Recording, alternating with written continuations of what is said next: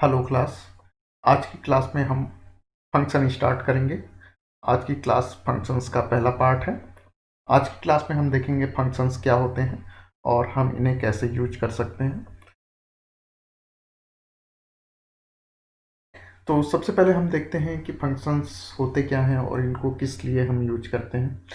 जैसे जब भी हम पाइथन का प्रोग्राम लिखते हैं या किसी और भी लैंग्वेज में हम प्रोग्राम लिखते हैं और प्रोग्राम की लेंथ बहुत ज़्यादा हो जाती है, तो उस केस में प्रोग्राम बहुत बल्कि दिखने लगता है और उसको मैनेज करना डिफ़िकल्ट हो जाता है। तो इसलिए ही हम फंक्शंस का यूज करते हैं ताकि हमारा प्रोग्राम मैनेजेबल हो, उसको हम आसानी से मैनेज कर सकें। As the number of lines in a program increase, the program looks bulky and becomes difficult to manage. जैसे जैसे लाइन्स बढ़ती जाती हैं प्रोग्राम को मैनेज करना डिफ़िकल्ट हो जाता है। हमें कोड को समझना डिफ़िकल्ट हो जाता है कि हमने यहाँ पे ये किया था, इसलिए हम फंक्शंस का यूज करते हैं। फंक्शंस जो होते हैं एक कोड या इंस्ट्रक्शंस के एक सेट होते हैं जो कोई एक पर्टिकुलर टाइप का टास्क परफॉर्म कर रहे होते हैं। एक पर्टिकुलर टाइप के टास्क परफॉर्म करने वाले इंस्ट्रक्शंस को ही हम एक ग्रुप बना देते हैं, उसी को हम फंक्शन बोलते हैं। A function is a block of code containing statements that perform some specific task. तो ये जो भी ग्रुप ऑफ स्टेटमेंट है एक स्पेसिफिक टास्क परफॉर्म कर रहा है। Functions can be defined as a named group of instructions that accomplish a specific task.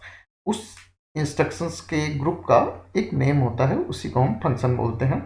When it is invoked, function तभी काम करता है जब उसको कोई कॉल करता है, कोई उसको इन्वोक करता है। Functions help to break a program into smaller manageable sub programs. Function के थ्रू हम प्रोग्राम को आसानी से कई छोटे स्मॉलर मैनेजेबल प्रोग्राम्स में बांट सकते हैं। फंक्शन डेटा इनपुट लेता है और उस पर कुछ परफॉर्मेंस परफॉर्म करके हमें रिजल्ट देता है। A function is sub program that acts on data and often returns a value. Once defined, a function can be repeatedly called from different places of the program without writing all the code of the function every time. तो हम एक बार अगर हमने function लिख दिया तो हम उसको उसको प्रोग्राम में कई जगहों से कॉल कर सकते हैं। हमें उस कोड को बार बार लिखने की ज़रूरत नहीं पड़ेगी। मान लीजिए जैसे हम कोई एक मैथ का प्रोग्राम बना रहे हैं और उसमें मुझे बार बार मान लीजिए क्यूब रूट निकालने के लिए ज़रूरत पड़ रही है, तो मैं मान लीजिए मुझे उस प्रोग्राम में 5 बार क्यूब रूट निकालना पड़ा, तो मैं उसको 5 बार क्यूब रूट निकालने की जगह मैं उस क्यूब रूट का एक फंक्शन बना दूंगा और मुझे जहाँ पे भी 5 बार ज़रूरत पड़ेगी मैं वहाँ पे उसको कॉल कर दूंगा और उस कॉल के बाद वो फंक्शन हमें रिजल्ट दे देगा। एडवांटेज ऑफ फंक्शन, तो एडवांटेज हम देख लेते हैं। इंक्रीजेज रीडेबिलिटी, तो जब हमारा कोड लंबा हो जाता है तो उसको हम आसानी से पढ़ नहीं सकते, लेकिन जब हम फंक्शंस का यूज करते हैं तो प्रोग्राम की लेंथ थोड़ी कम हो जाती है जिससे उसकी रीडेबिलिटी बढ़ती है, उसको हम आसानी से समझ सकते हैं। रिड्यूसेस कोड लेंथ, हमारे प्रोग्राम की कोड लेंथ भी कम हो जाती है क्योंकि हम अगर वही फंक्शन हम 10 बार कॉल करते हैं तो हम 10 बार कोड लिखने से बच जाते हैं। हम केवल एक जगह कोड लिखते हैं और उसको 10 बार कॉल कर सकते हैं। This also makes debugging easier, ये हमें प्रोग्राम्स में एरर फाइंड करना भी आसान कर देता है। Increases reusability, as functions can be called from another function और अनदर प्रोग्राम, तो हम उस फंक्शन को उस प्रोग्राम में और किसी और दूसरे प्रोग्राम में भी कॉल कर सकते हैं। तो इस तरीके से उस कोड को हम बार बार रीयूज करते हैं। Thus, we can reuse or build upon already defined functions and avoid repetition or writing the same piece of code. तो हम बार बार सेम कोड लिखने से बच जाते हैं और हम पुराना कोड ही रीयूज कर सकते हैं। तो पहले हम देख लेते हैं कि फंक्शंस के टाइप क्या क्या होते हैं पाइथन में। बिल्ट इन फंक्शंस, अभी तक हमने कई सारे बिल्ट इन फंक्शंस यूज किए पाइथन में। जैसे हमने इनपुट, कोई भी इनपुट लेने के लिए हमने इनपुट फंक्शन यूज किया, हमने प्रिंट फंक्शन यूज किया, हमने आईडी फंक्शन यूज किया, हमने लेन फंक्शन यूज किया। ये सारे फंक्शंस पाइथन में ऑलरेडी अवेलेबल हैं और इनका हम कोई भी प्रोग्राम जब भी हमने बनाया इनका हमने यूज किया। The Python interpreter has several functions that are always available for use, तो ये हमेशा अवेलेबल है यूज के लिए। And we don't need to import any module for the use, इन फंक्शंस को यूज करने के लिए हमें कोई भी मॉड्यूल को इंपोर्ट करने की जरूरत नहीं पड़ती। तो मान लीजिए जैसे हमें कोई इंटीजर वैल्यू इनपुट करानी है, कोई स्ट्रिंग वैल्यू इनपुट करानी है, सभी के लिए हम क्या यूज करते हैं, इनपुट। मान लीजिए हमें कोई वेरिएबल का आइडेंटिफायर निकालना है, उसकी आईडी निकालनी है, किसी वेरिएबल की आईडी निकालनी है तो हम आईडी फंक्शन का यूज करते हैं। और किसी हमें स्ट्रिंग की अगर मान लीजिए लेंथ निकालनी है, किसी ऑब्जेक्ट की लेंथ निकालनी है तो हम लेंथ फंक्शन का यूज करते हैं। Functions defined in modules. A module is a file containing Python definitions and statements. तो हमारी कोई भी जो पाइथन फाइल होती है उसमें जिसमें हम डेफिनेशन फंक्शंस वगैरह डिफाइन करते हैं, हम उसको मॉड्यूल बोलते हैं। तो जब हम चाहते हैं कि किसी दूसरे मॉड्यूल में किसी दूसरे मॉड्यूल के हम जो फंक्शंस हैं या उसके वेरिएबल्स हैं उनको अगर हम अपने प्रोग्राम में यूज करना चाहें तो हम उस मॉड्यूल को अपने प्रोग्राम में इंपोर्ट करते हैं और फिर उसके हम फंक्शंस को यूज कर सकते हैं। तो जैसे मान लीजिए हमें स्क्वायर रूट निकालना है तो हमें मैथ मॉड्यूल यूज करना होगा, क्योंकि जो स्क्वायर रूट फंक्शन है ये किस में डिफाइन है, मैथ में। तो हम अगर इंपोर्ट मैथ लिखते हैं तो उससे हमारा मैथ मॉड्यूल हमारे प्रोग्राम में इंपोर्ट हो जाता है और फिर हम मैथ डॉट स्क्यूआरटी इसकी हेल्प से हम स्क्वायर रूट कैलकुलेट कर सकते हैं, उसकी वैल्यू प्रिंट कर सकते हैं। तो पहला जो हमने देखा था बिल्ट इन फंक्शंस थे, इनके लिए हमें कुछ भी इंपोर्ट करने की जरूरत नहीं पड़ रही थी, ये प्रोग्राम में ऑलरेडी अवेलेबल थे। लेकिन जो फंक्शन मॉड्यूल में डिफाइन है उसके लिए हमें उस मॉड्यूल को इंपोर्ट करने की ज़रूरत पड़ती है। जैसे मैथ के फंक्शंस यूज करने के लिए हमें मैथ मॉड्यूल को इंपोर्ट करने की ज़रूरत पड़ती है। जैसे यहाँ पे एग्जांपल में मैंने बताया अगर हमें स्क्वायर रूट निकालना है तो हमें उसके लिए मैथ मॉड्यूल को इंपोर्ट करना होगा। और तीसरे होते हैं यूजर डिफाइंड फंक्शंस।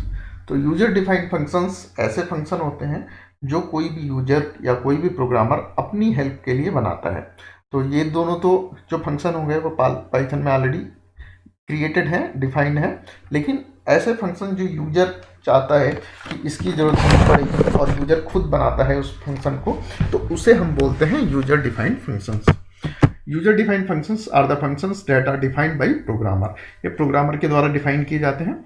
दस a function defined to achieve some task as per programmer's requirement is called a user defined function. तो प्रोग्रामर की ज़रूरत के हिसाब से वो जो भी प्रोग्राम बनाता है, जो भी फंक्शन बनाता है, तो उसे हम यूजर डिफाइंड फंक्शन बोलते हैं। अब हम देखते हैं यूजर डिफाइंड फंक्शन का सिंटेक्स क्या होता है। तो जब भी कोई हमें फंक्शन बनाना होता है तो वो हमेशा डेफ कीवर्ड से स्टार्ट होता है, DEF। उसके बाद हम फंक्शन नेम लिखते हैं और उसके बाद हम ब्रैकेट में पैरामीटर्स लिखते हैं। A function definition begins with def, short for define. तो हम डेफ कीवर्ड से स्टार्ट करते हैं। The syntax for creating a user defined function is as follows. तो सबसे पहले हम डेफ लिखेंगे, उसके बाद एक स्पेस देके हम फंक्शन का नाम लिखेंगे और उसके बाद ब्रैकेट में हम पैरामीटर देंगे। फिर उसके बाद उस ब्लॉक को हम स्टार्ट करेंगे, यहाँ पे एक कॉलम रहेगा और उसके बाद सेट ऑफ इंस्ट्रक्शंस आएंगी और सबसे लास्ट में रिटर्न वैल्यू आएगी। तो फंक्शन वैल्यू रिटर्न, हर फंक्शन जनरली वैल्यू रिटर्न करता है, लेकिन ये जरूरी नहीं फंक्शन वैल्यू रिटर्न करे। इन केस हो सकता है कि फंक्शन कोई वैल्यू रिटर्न ना कर रहा हो और जो भी उसने प्रोसेसिंग की उसको यहीं पे प्रिंट कराए दे रहा हो। तो इसका मतलब हुआ फंक्शन जनरली वैल्यू रिटर्न करते हैं, लेकिन ये बहुत जरूरी नहीं है कि वो रिटर्न ही करें। Def means a function definition is starting. तो डेफ का यहाँ पर कि यहाँ से फंक्शन की डेफिनेशन स्टार्ट हो रही है। There is a column at the end of def line means it requires a block. तो यहाँ पे एक कॉलम है, इसका मतलब ये एक ब्लॉक इसके नीचे हम स्टार्ट करेंगे। और return statement returns values to calling function. तो ये हमारा एक फंक्शन है, इसको हमें जहाँ पे भी यूज करना होगा वहाँ पे हम इसको कॉल करेंगे। तो जो कॉल करता है उसको बोलते हैं calling function. Return statement returns value to calling function. तो जो भी इसको कॉल कर रहा होगा वो तो ये फंक्शन जो भी वैल्यू रिटर्न करेगा वो कॉलिंग फंक्शन के पास पहुंच जाएगी। अब फंक्शन मे और may not have a return statement. तो जैसा मैंने बताया कि ये जरूरी नहीं है कि फंक्शन में रिटर्न स्टेटमेंट हो ही हो, फंक्शन में कोई रिटर्न स्टेटमेंट नहीं भी हो सकता है। तो ये तो हो गए हमारा फंक्शन के बारे में कुछ जनरल चीज़ें और उसका सिंटेक्स। तो अभी हम देख लेते हैं कि हम एक छोटा सा यूजर डिफाइंड फंक्शन बना के देख लेते हैं हम कि हम किस टाइप से एक फंक्शन बनाते हैं और उसको किस टाइप से कॉल करते हैं। तो हमने यहाँ पे एक यूजर डिफाइंड फंक्शन बनाया हुआ है जो कि दो नंबर्स को ऐड कर रहा है और वो एक वैल्यू रिटर्न कर रहा है और उस वैल्यू को हम कॉलिंग फंक्शन के थ्रू प्रिंट कर रहे हैं। तो इसको हम प्रोग्राम के थ्रू करके देख लेते हैं।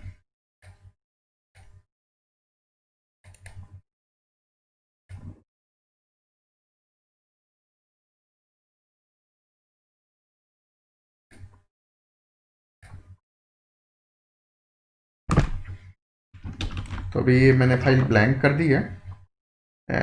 तो सबसे पहले हम अपना फंक्शन डिफाइन करते हैं। उसके लिए हमें डेफ कीवर्ड की ज़रूरत पड़ेगी और मान लीजिए मेरा फंक्शन जो है वो ऐड नम, मैंने इस नाम से फंक्शन बनाया और उस फंक्शन को हम दो वैल्यू पास कर रहे हैं। मान लीजिए एक फर्स्ट नंबर एफ नम और एक सेकेंड नंबर एस नम। उसको हमने ये दो नंबर पास किए। अब यहाँ पे हमने ब्लॉक स्टार्ट किया। अब फंक्शन क्या करेगा, जो फर्स्ट नंबर है और सेकेंड नंबर है उन दोनों का सम करेगा। मान लीजिए मैंने इसको एक वेरिएबल ले लिया sum NOS, sum of numbers is equal to F num plus S num. तो इसने इन दोनों का सम किया और इसको उसने रिटर्न कर दिया। जो भी सम आया उसने सम क्या आया यहाँ पे, सम NOS, सम ऑफ नंबर्स, तो उसने इसे रिटर्न कर दिया। तो ये तो हो गया हमारा फंक्शन। यहाँ पे हमने फंक्शन क्या किया, डेफ कीवर्ड से स्टार्ट किया। ये फंक्शन का नाम है। फंक्शन में हमने दो पैरामीटर इनपुट दिए, एफ नम और एस नम। एफ नम क्या है, फर्स्ट नंबर, और एस नम क्या है, सेकेंड नंबर। तो फंक्शन के अंदर हमने एफ नम और एस नम दे दिया। अब फंक्शन का काम क्या है, दो नंबर्स का सम निकालना। तो वो यहाँ पे सम ऑफ नंबर्स, सम NOS नाम से हमने एक वेरिएबल डिफाइन किया और उसमें हमने एफ नम और एस नम का सम हमने स्टोर कर दिया और फिर हमने सम NOS को रिटर्न कर दिया। फिर अभी जो हमारा मेन प्रोग्राम है हम उसमें आ जाते हैं। तो मान लीजिए हम यूजर से एक num1 is equal to, user से अभी हम इनपुट करा रहे हैं, int input inter first number. यहाँ पे हम यूजर से फर्स्ट नंबर इनपुट करा रहे हैं और ऐसे हम यूजर से सेकेंड नंबर इनपुट कराते हैं। इसको हम num2 कह देते हैं। num2 is equal to enter second number. यहाँ पे हमने यूजर से सेकेंड नंबर इनपुट करा लिया। अभी हम इन दोनों को ऐड करने के लिए, यहाँ पे ऐड करने की बजाय हम इसको फंक्शन के थ्रू ऐड कराते हैं। तो मान लीजिए हम यहाँ पे सम नाम का एक वेरिएबल ले लेते हैं, सम इज इक्वल टू, यहाँ पे हम फंक्शन को कॉल करते हैं ऐड नम और उसमें हम num1 और num2 को पास कर देते हैं, num1 num2। यहाँ पे हमने ऐड नम में num1 और num2 को पास कर दिया।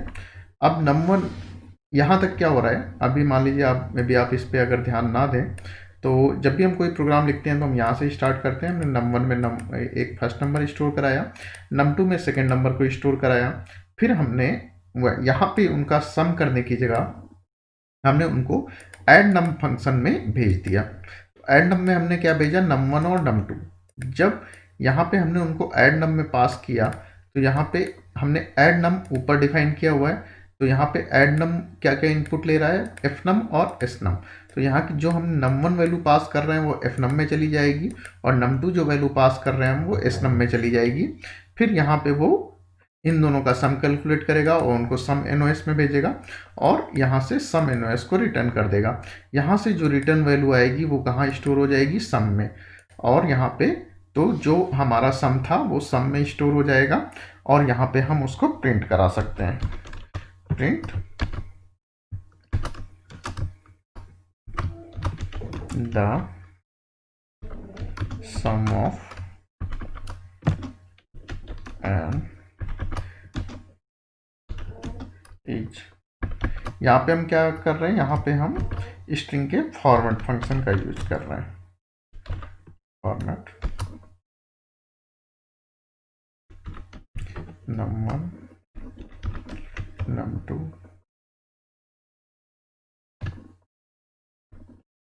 sum।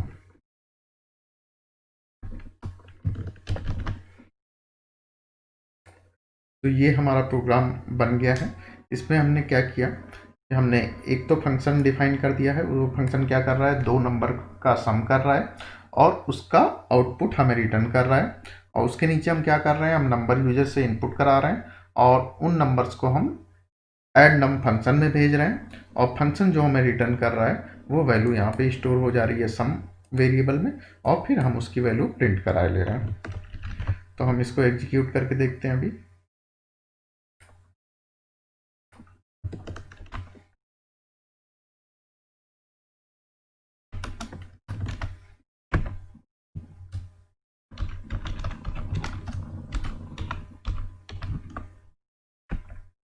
इंटर फर्स्ट नंबर, मान लीजिए मैं इसमें इंटर करता हूँ,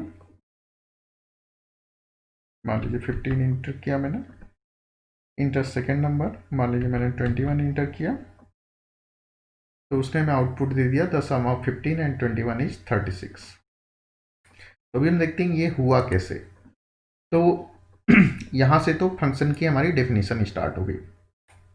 कोई भी फंक्शन तब तक एग्जीक्यूट नहीं होता जब तक उसको कॉल ना की गई हो। मैंने यहाँ पे बताया भी था।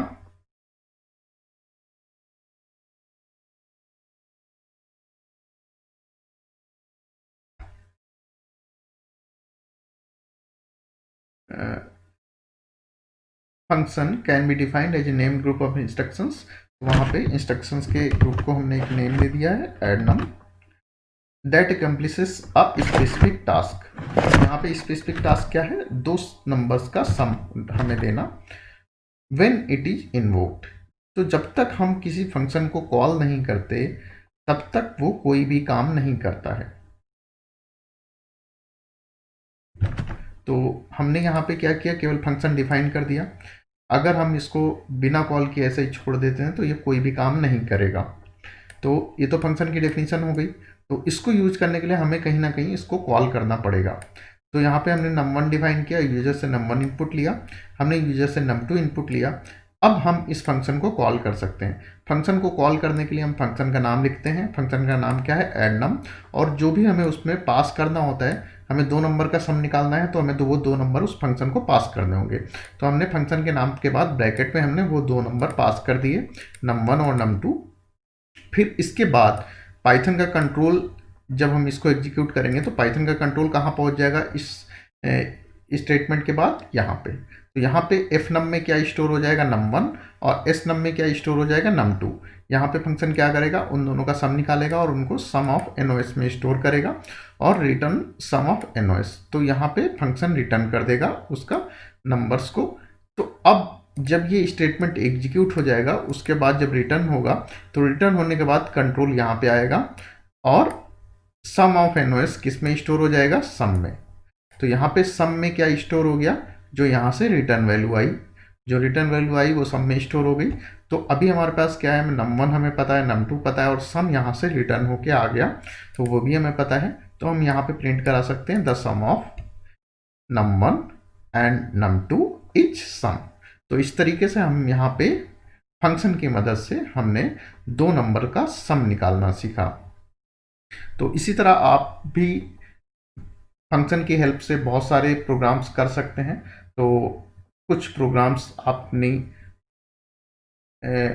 इंटरनेट की हेल्प लेके या कहीं से भी हेल्प लेके आप कुछ प्रोग्राम्स अपने आप करके फंक्शन की हेल्प से करके देखिए। इसी के साथ आज की क्लास को मैं यहीं पे फिनिश करता हूँ। Thank you.